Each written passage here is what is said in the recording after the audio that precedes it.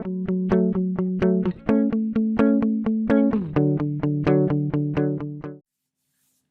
right, welcome back. So we need to make our next row of hexagons going around. So let's just jump right in. We need to create a construction plane. You can see where the hexagon's going to go. There's like the bottom three sides, right, on these three sides. So it's going to go right in this gap. So we're going to do a construction plane. Again, we're going to do through two edges. And we need to find two of these edges that are in the same plane. So I want this outside edge here. And I'm going to sneeze. Maybe not. And this outside edge, I could also use this outside edge, but it's not quite in the same plane. And what that means is like the angle we chose was 54.73561. That's the starting angle. It's really more decimal places than that. So at this point, because we've built up a few layers, this line right here is slightly out of plane with this face. So it can't be used to make a plane with. So we have to use these two, and that's okay because we still have two of them. But you'll see it's so close you can't even tell it's off, but the computer can. So we're going to click OK. And now we're going to come back up here and we're going to project, well, we're going to create a sketch on this surface. And now we're going to project this line. We need one of these lines. You could do this one or we could do this one over here. And I'm going to say OK, or for that matter, we could have done this line here. And then we're going to create a hexagon again. So we're going to go create and polygon, and we're going to do an edge polygon, and we're going to do it across this entire edge. And then we're going to go up, and it's actually drawn the polygon. It's just really hard to see because it's a thin black line, but there you can see it right there. So I'm going to click there to put it in place. Everything's happy. And now I need to do an offset tool again, and I'll offset it to thickness because this is going to be open as well. Thickness, enter. And actually, I guess I wanted negative thickness. I want to be on the inside here and enter. And then we're going to extrude this, and we're going to extrude it back in. Yeah, so right now it's trying to extrude out. So I want to extrude a negative thickness. And instead of cut, I'm going to do new body. And click OK. So now I've got my new body, and then go back to home real quick. I've got my new body in there. Now I just need to pattern it around 4 times. So create, pattern, circular pattern. I want to use bodies and not faces. I want the whole thing patterned. And then down here, I'm going to select on axis, select my blue axis, and up it to 4 instances. And OK. Now you can see I pretty much have it. Like I have the overall structure of it pretty well so far. One thing I do notice though is that when we go to print this, we're going to have to print this upside down. So we want this top face up here to be flat. Right now, it's just a point going all the way across here. So we're going to flatten this out next. So to do that, I'm going to create a plane again. I'm going to do a plane through 2 edges again. And I'm going to click on one edge here and then another edge over here. Or I can click on these edges actually. Any of these top edges that are clickable are usable. And then I'm going to say OK, and I'm going to create a sketch right on that plane.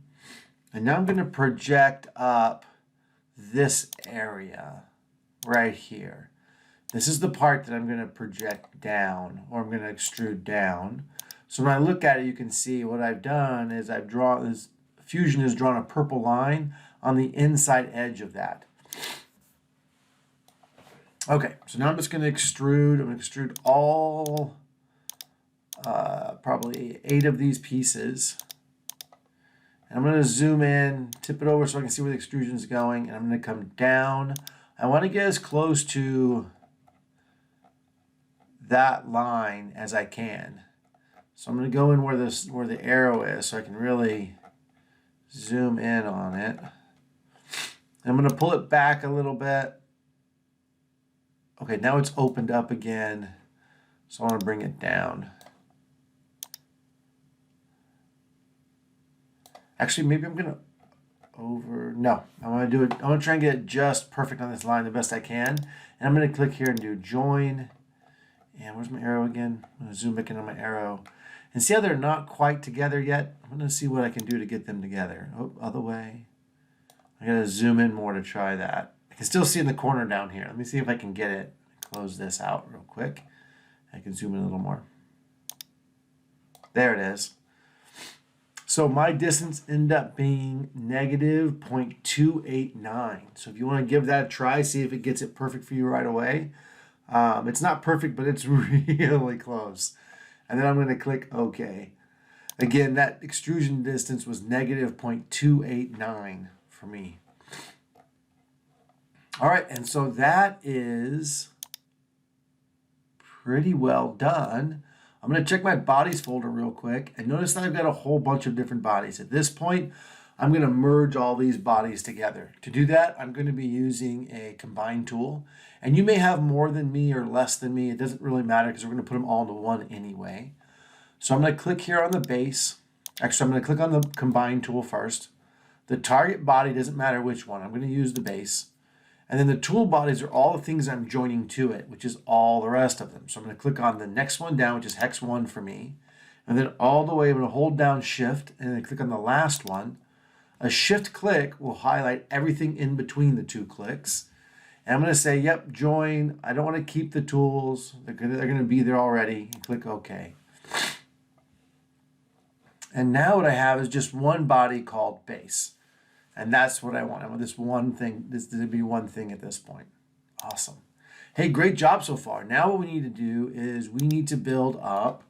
There are these little insets here, pulled out, extruded out, so that they can sit into the next one and hold itself. So we need to do that part next. Before we do that, we need to figure out how big we're going to make these. So I'm going to come here and use I'm going to measure across the distance here. So I'm going to use my measure tool here, click on this inside of the hexagon here, and this inside here, and that tells me it is that right?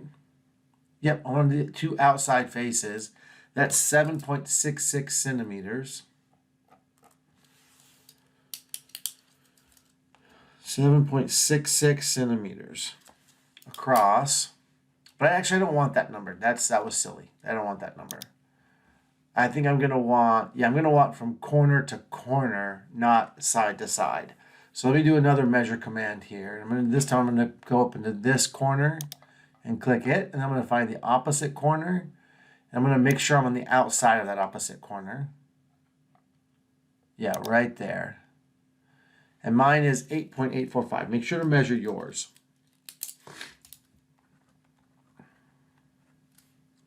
And that's from corner to corner. And then one last thing I want, which is in case we need it, I want to measure the one side of it. So 4.423.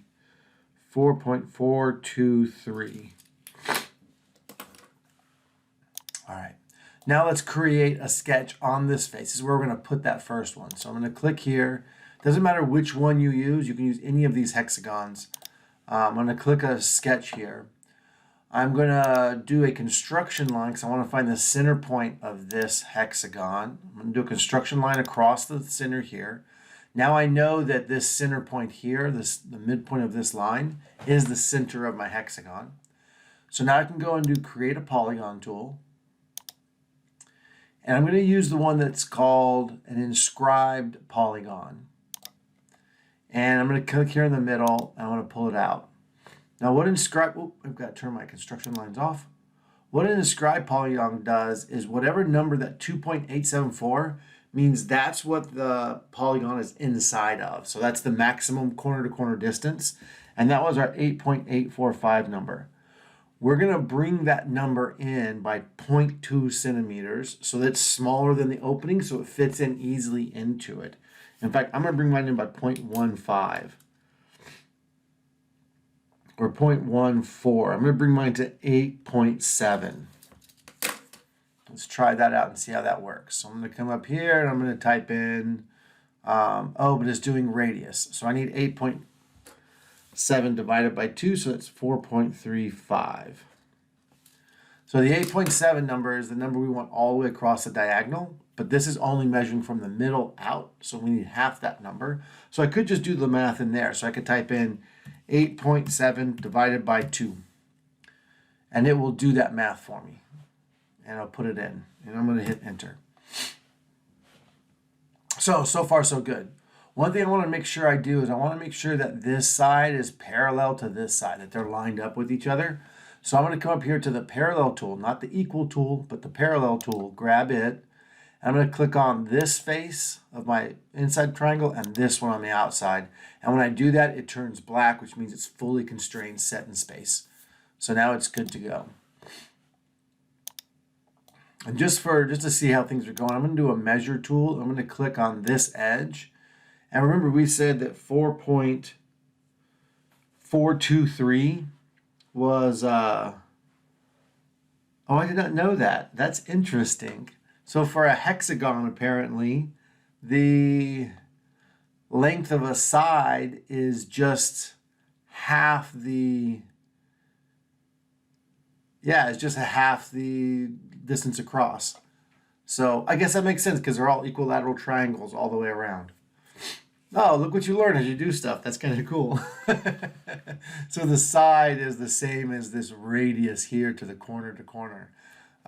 So that was kind of fun. Okay, so I'm going to hit close. Everything looks fine. And now we're going to extrude this. I'm going to hit E for extrude.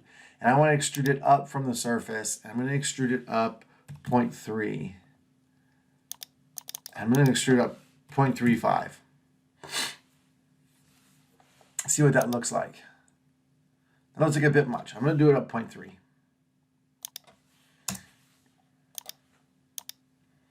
Yeah, that looks like enough. And here I'm going to click on join this time and not new body because I want it fused to it right away. So click OK. All right, so at this point we could go and we could redo this on each of the 4 faces, or we can just pattern it. So we don't have to just pattern full bodies. We can just pattern what are called features, aspects of bodies. So I'm going to come here and I'm going to create a pattern and a circular pattern. And instead of bodies here, though, I'm going to come down here and say, I want to pattern a feature of a body. And the feature I'm going to pattern is this one. So I want to get just that raised part there. And then the axis I want to do, click on axis over here, is this blue axis again. And of course, I want 4 of them. And I'm going to click OK. And all of a sudden, I've just placed all 4 of those, which is pretty stinking cool. All right, now the next thing I want to do is add one for the bottom as well. So I need to go to the top and measure the inside of the hole here, because it's going to fit inside here. I'm going to use my measure tool, and I'm going to click here, and it's 4.184. So I'm going to write that number down real quick. 4.184 is the actual inside, and we'll make it a little bit smaller. And so I'm going to create a sketch on the bottom face, the square face here. I'm going to grab another center point rectangle, drag it out, and I'm just going to type the number in, 4.184. Now that's going to be perfectly fit in there if everything prints perfectly, but nothing ever does. So I'm going to make it a little bit smaller so it definitely fits.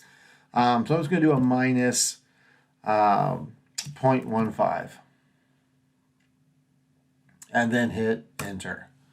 Now I could have done that same thing on the other side to make it a square, or I can just use the equal command and say I want this line to be equal to this line, and now it's equal. And again, I'm going to extrude this out. So E for extrude, click here, and 0.3 comes right out. Everything is happy. Now, I think that does it. I think we might be done with the modeling of this thing. So 2 videos and we're done with the modeling. Is that possible?